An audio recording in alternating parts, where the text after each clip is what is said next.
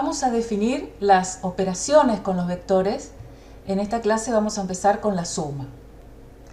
Veamos primero cómo se suman geométricamente para que tengamos una idea intuitiva y luego vamos a la definición formal en función de las componentes de los vectores. Tenemos un vector A cuyas componentes son 6, 8, 6 pasos hacia la derecha sobre el eje X y 8 pasos hacia arriba sobre el eje Y.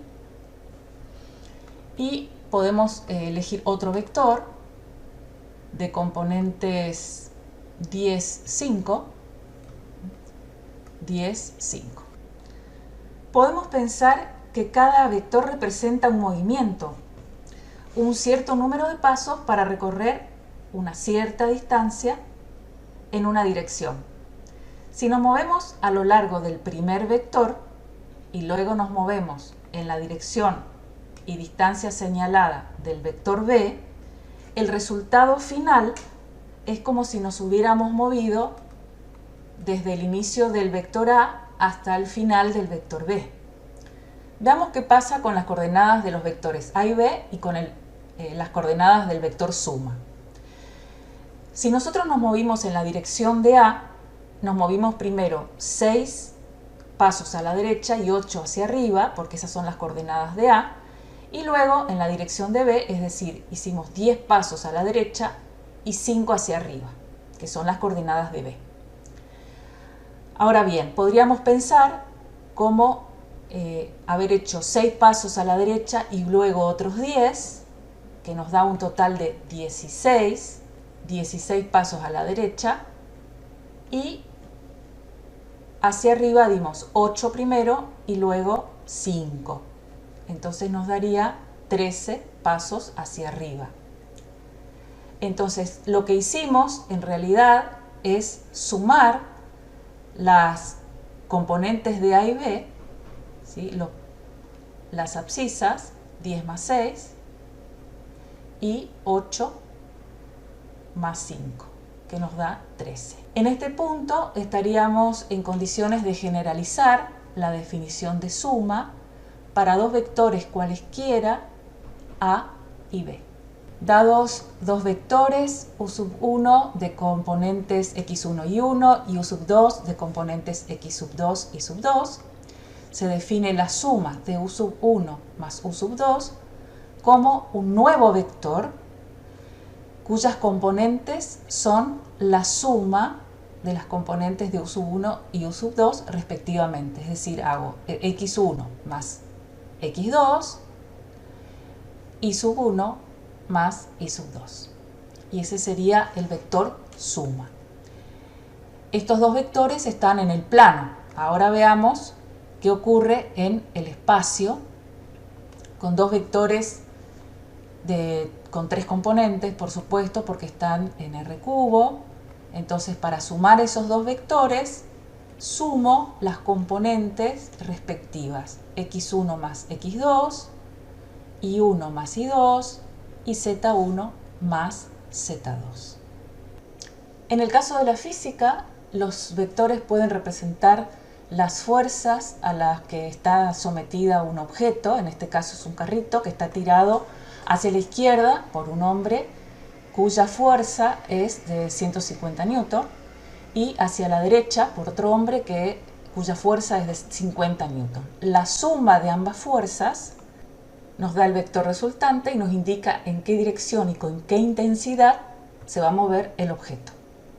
Si lo pensamos como una lista de números, proporciona al analista de datos una herramienta para contextualizar muchas listas de manera visual, que puede ayudar a identificar patrones en los datos y le da una visión global de lo que hacen ciertas operaciones. Veamos ahora las propiedades de la suma de vectores. Definimos en principio tres vectores cualesquiera que están en el conjunto de los vectores. Este conjunto B podría ser R cuadrado o R cubo. Y la primera ley es la ley de composición interna o ley interna, que nos dice que si tomamos dos vectores cualesquiera del conjunto B, por ejemplo B1 más B2, esta suma sigue estando en el conjunto B, es decir, que la suma de dos vectores nos vuelve a dar un vector del mismo conjunto. La segunda propiedad es la propiedad conmutativa y nos dice que sumar el vector B1 más el vector B2 es lo mismo que sumar el vector B2 más el vector B1. La siguiente propiedad es la propiedad asociativa y es la que nos permite, dados tres vectores B1, B2, B3, sumarlos y asociar convenientemente ya sea los dos segundos o los dos primeros. Esta forma de asociar, cualquiera de las dos, me da el mismo resultado. La cuarta propiedad es la existencia de un elemento neutro, es decir, que en el conjunto de los vectores, en B, existe un elemento al que vamos a llamar 0, de manera que ese 0 que está en el conjunto B, más cualquier vector de B, tanto a derecha como a izquierda, me vuelven a dar el vector B. Es decir, es neutro para la suma.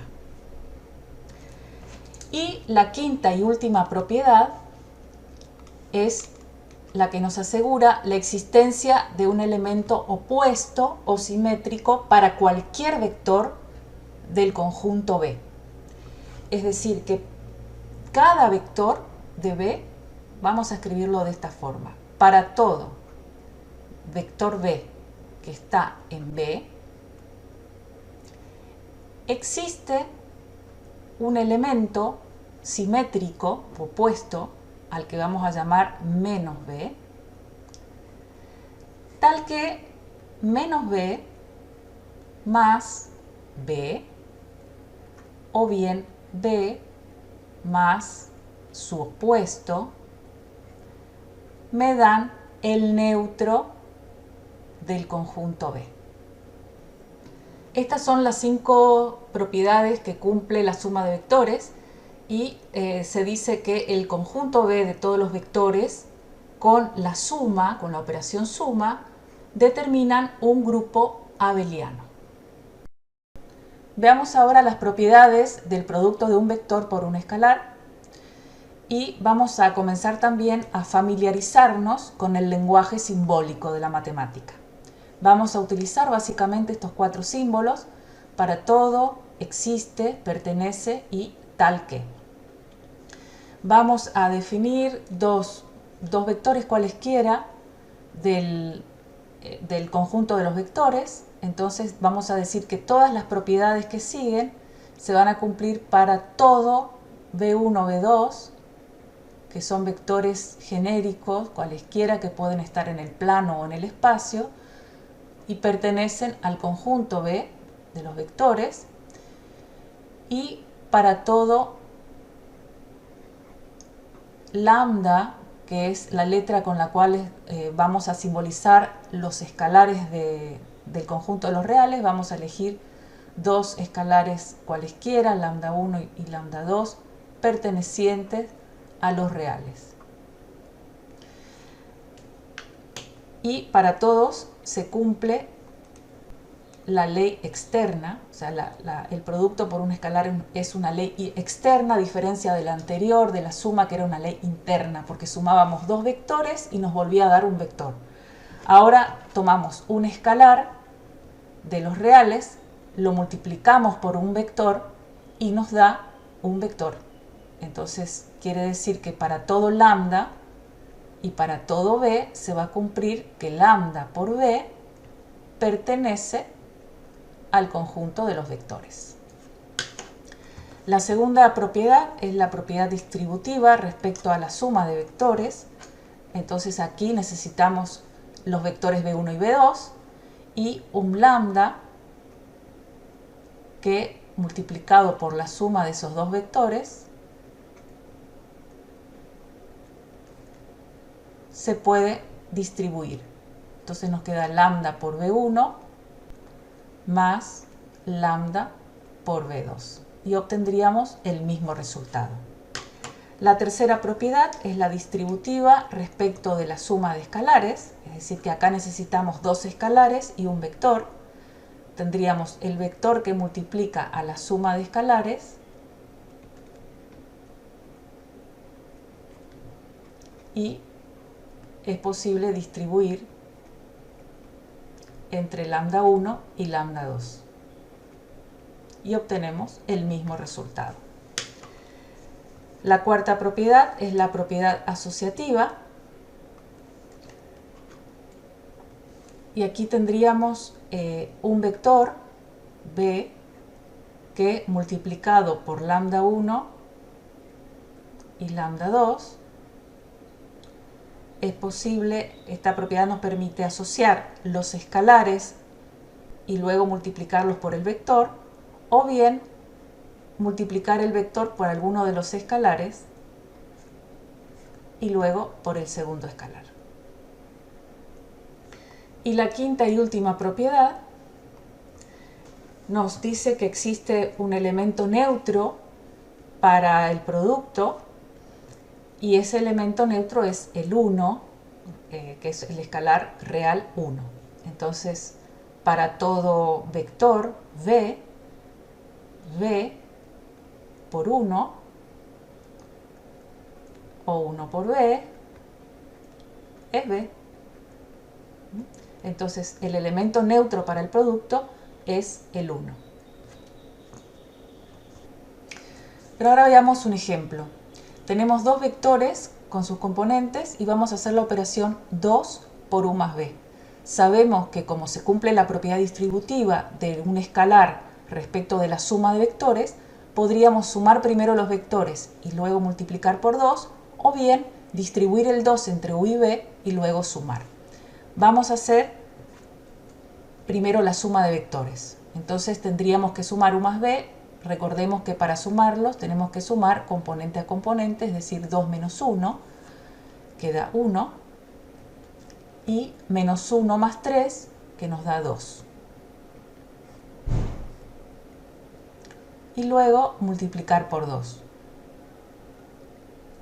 Esto es 2, 4. Nos da como resultado el vector 2, 4. Ahora les dejo a ustedes distribuir el 2 y sumar para probar que nos da el mismo resultado. Y ahora les dejo dos preguntas para que ustedes puedan pensar y responder. ¿Se pueden restar dos vectores? ¿Podríamos definir la resta en función de las operaciones que ya definimos, la suma y el producto por un escalar?